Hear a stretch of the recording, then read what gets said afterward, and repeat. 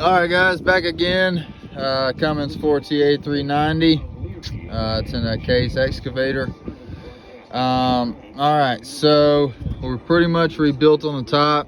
I got to put that top cooling line back on, and then got to get some radiator clamps to do that. So probably do that tomorrow. But yeah, so when I left you before, I didn't have the fan or anything on. So it's pretty straightforward.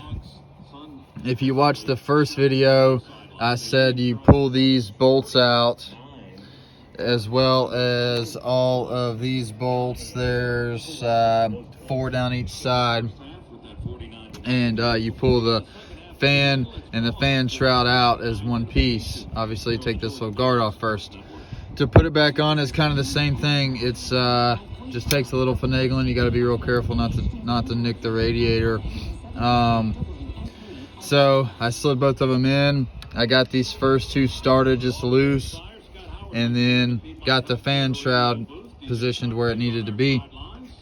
One thing I want to point out is on that bottom radiator hose, okay, you see it sits, that fan shroud sits right on top of it. There's a cutout on the bottom of the fan shroud that fits over that hose.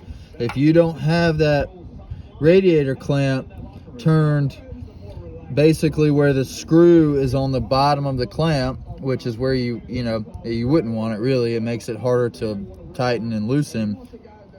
But if that clamp is not on the bottom, that fan shroud will not seat down in there properly. So I had to pull it back out, loosen the clamp, rotate it to the bottom, tighten it back up.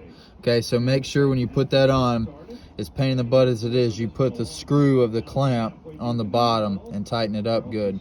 And then your fan shroud should slide back on there relatively easy. It took a little finagling. You get the top two started loosely, kind of shimmy it around, and you'll get them all lined up. So yeah, did that. Obviously tighten these up. I think they're like 25 Newton meters.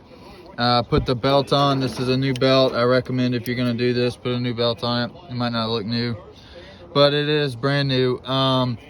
Your belt tensioner is a 3/4 inch breaker bar. So you'll pull it up this way. I got the belt started around the crank and everything, and I put it on lastly here at the alternator, and then let that go, tighten it down. And yeah, so we're done on the top minus the radiator hose. And so probably won't show that. It's pretty straightforward. Hook it up there, tighten up your clamps. Make sure you refill your coolant and oil too. I don't have any oil in it because I took the front cover off.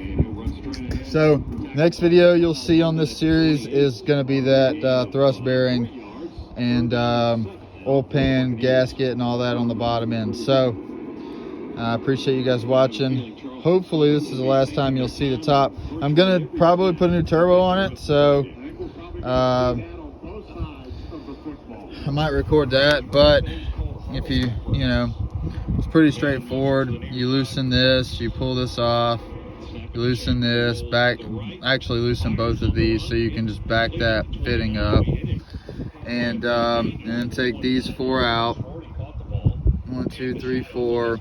Take your oil line off, little spanner nut, and then this and both of these. Okay, and then that's your turbo.